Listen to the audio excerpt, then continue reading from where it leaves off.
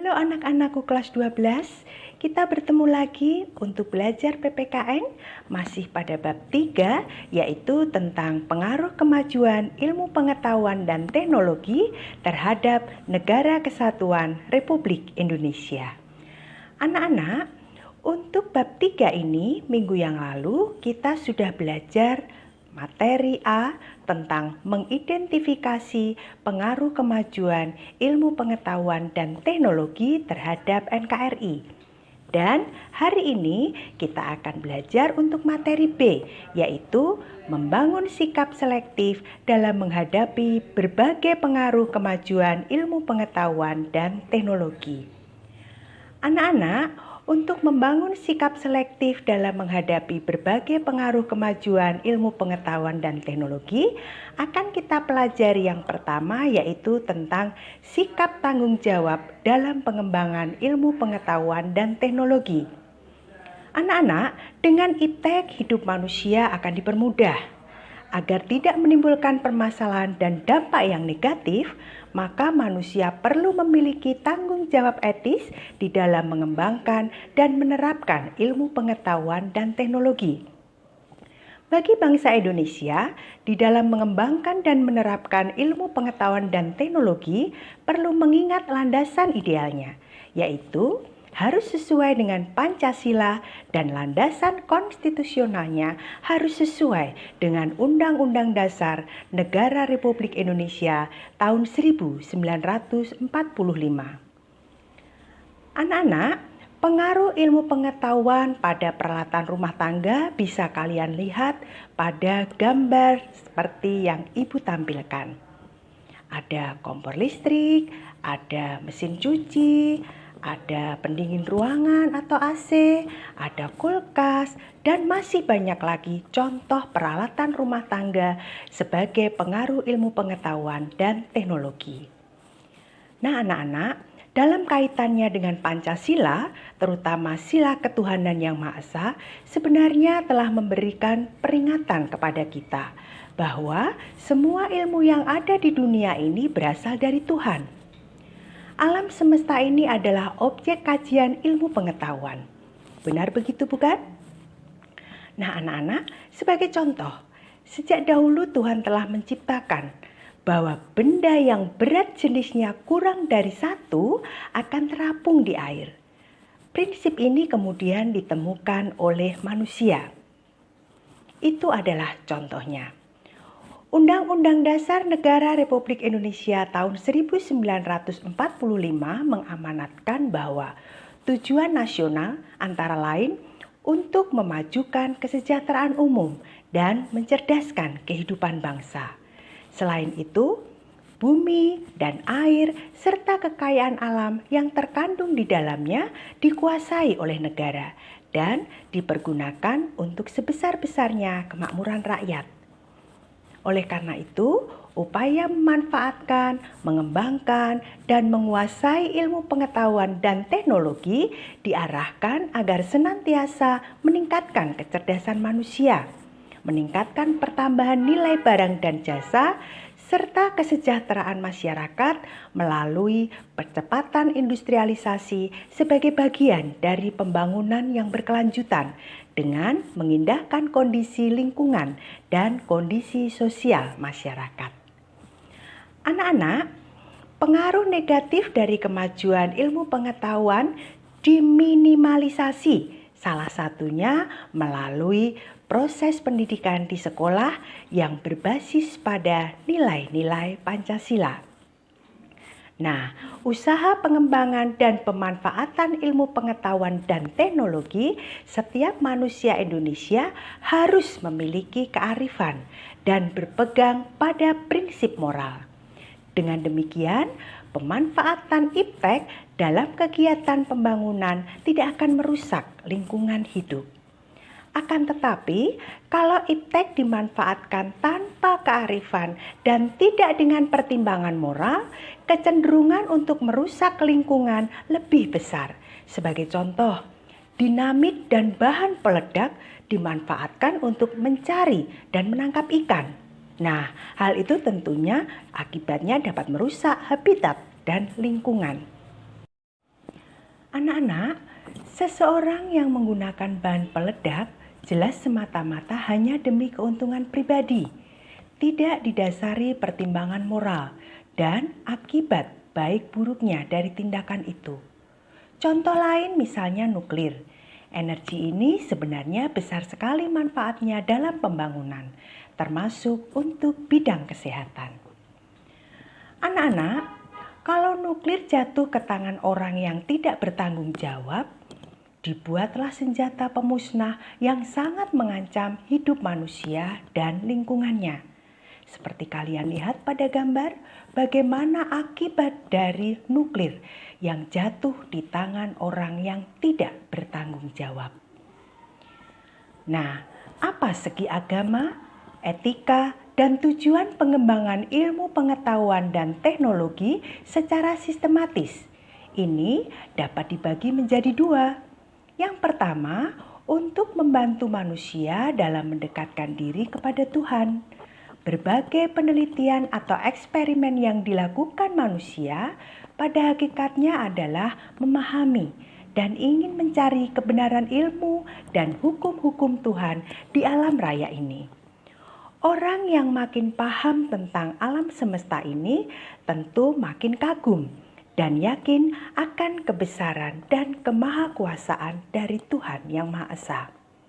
Yang kedua, untuk membantu manusia dalam menjalankan tugasnya, membangun alam semesta ciptaan dari Tuhan. Dengan ilmu pengetahuan dan teknologi akan diciptakan berbagai perangkat yang dapat mempermudah manusia dalam menjalankan aktivitas kehidupannya di muka bumi ini. Anak-anak, untuk yang kedua, kita akan belajar mengenai sikap selektif terhadap pengaruh kemajuan ilmu pengetahuan dan teknologi. Tidak ada satupun negara, bangsa di dunia ini yang bisa lepas dari pengaruh kemajuan ilmu pengetahuan dan teknologi. Meskipun negara tersebut dikenal sebagai negara adidaya atau negara maju, tetap saja tidak bisa melepaskan diri dari kemajuan ilmu pengetahuan dan teknologi. Terlebih lagi Indonesia yang baru disebut sebagai negara yang sedang berkembang. Ada 3 alternatif sikap yang bisa diambil oleh bangsa kita dalam menghadapi kemajuan ilmu pengetahuan dan teknologi. Yang pertama, menolak dengan tegas semua pengaruh kemajuan ilmu pengetahuan dan teknologi dalam semua aspek kehidupan. Yang kedua, menerima sepenuhnya pengaruh tersebut tanpa disaring terlebih dahulu. Sedangkan yang ketiga, bersikap selektif terhadap pengaruh tersebut, yaitu jika kita mengambil hal-hal positif dari kemajuan iptek dan membuang hal-hal negatifnya. Nah anak-anak, dari ketiga alternatif tersebut, sikap terbaik yang mesti kita ambil adalah sikap selektif. Dengan sikap seperti itu, kita dapat mengambil keuntungan dari kemajuan ilmu pengetahuan dan terhindar dari dampak buruknya, serta semua pengaruh kemajuan iptek yang kita terima telah melalui proses penyaringan terlebih dahulu. Adapun alat penyaringnya tentu saja adalah Pancasila. Anak-anak, untuk sikap selektif terhadap pengaruh kemajuan ilmu pengetahuan dan teknologi di bidang politik akan kita bahas yang pertama. Ada 4 hal yang selalu dikedepankan pada saat ini dalam bidang politik, yaitu demokratisasi, kebebasan, keterbukaan, dan hak asasi manusia. Keempat hal tersebut oleh negara-negara adidaya seperti Amerika Serikat dan sekutunya dijadikan standar atau acuan bagi negara-negara lainnya yang tergolong sebagai negara yang sedang berkembang. Untuk mencapai hal tersebut, bangsa Indonesia harus segera mewujudkan hal-hal sebagai berikut. Yang pertama, mengembangkan demokratisasi dalam segala bidang. Yang kedua, mengaktifkan masyarakat sipil dalam arena politik. Yang ketiga, mengadakan reformasi lembaga-lembaga politik agar menjalankan fungsi dan peranannya secara baik dan benar. Yang keempat, memperkuat kepercayaan rakyat dengan cara menegakkan pemerintahan yang bersih dan berwibawa. Yang kelima, menegakkan supremasi hukum. Yang keenam, memperkuat posisi Indonesia dalam kancah perpolitikan internasional.